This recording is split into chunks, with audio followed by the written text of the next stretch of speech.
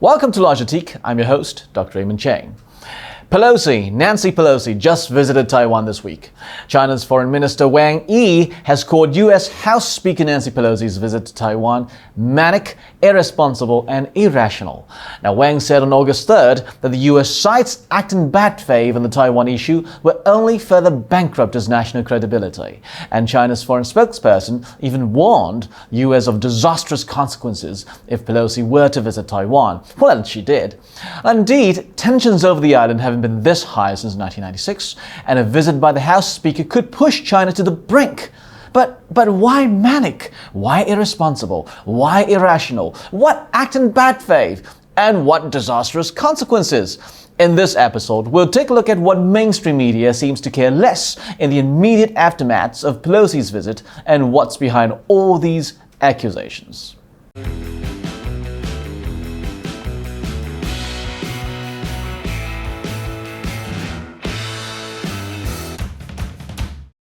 Now, before we talk about Pelosi's visit, let me bring you back to 1995. Now, that's 27, almost 30 years ago.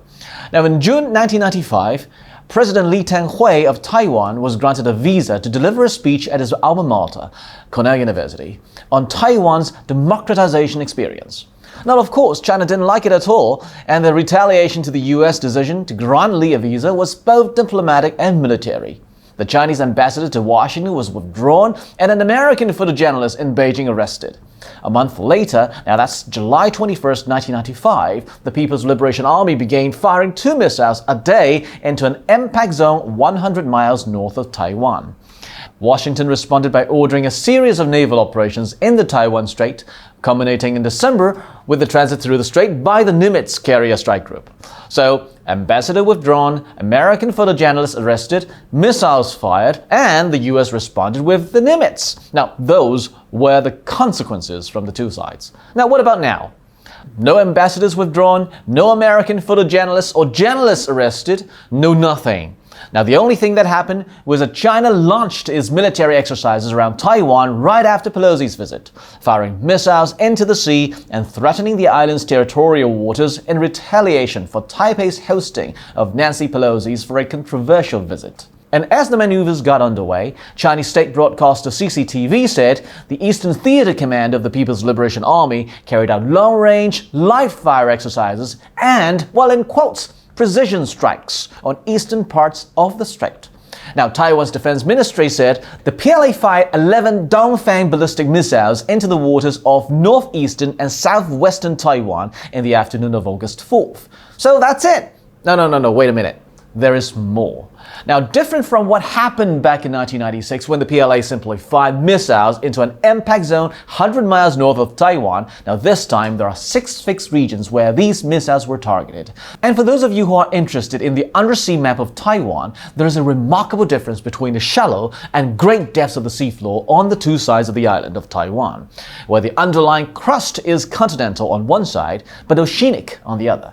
Now, to the west of Taiwan, the side which is closer to China, to mainland China, the sea is generally shallower than 200 meters, around 60 meters deep on average, and is floored by the Eurasian continental crust. Now, in other words, it would be difficult for submarines to pass through.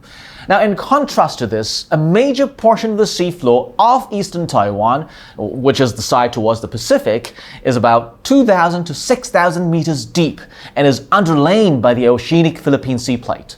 Now, if you look close enough to these undersea maps, you will find three main undersea passages where subs could go safely through.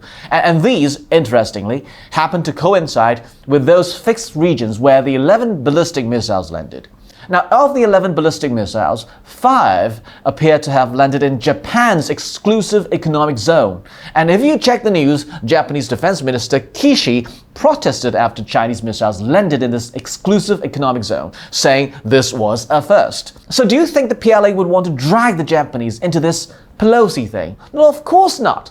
Now, if my guess is right, the PLA were only sending warning shots, or should I say warning missiles, to those American submarines, nuclear submarines, hiding in these places while locking down Taiwan in the process.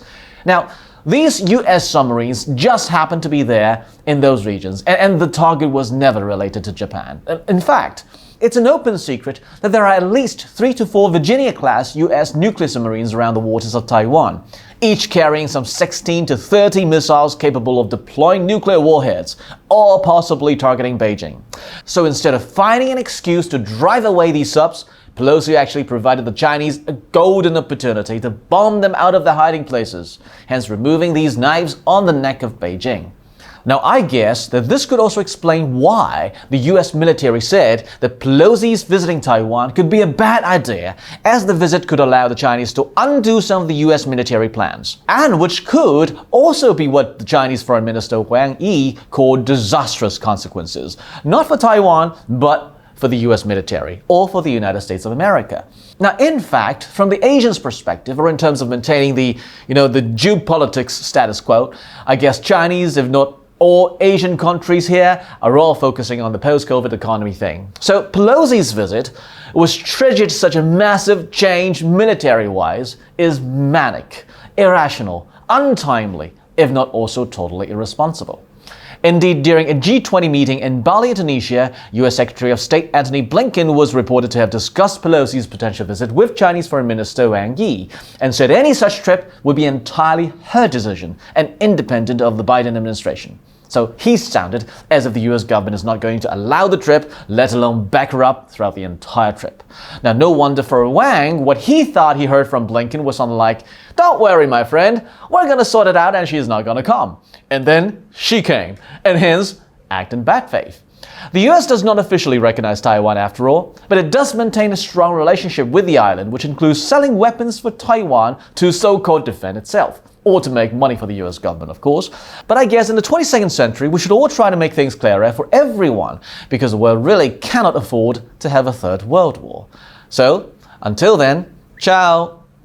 Before you leave, please be sure to like, subscribe, hit that notification bell, and share this with your friends. See you in the next episode.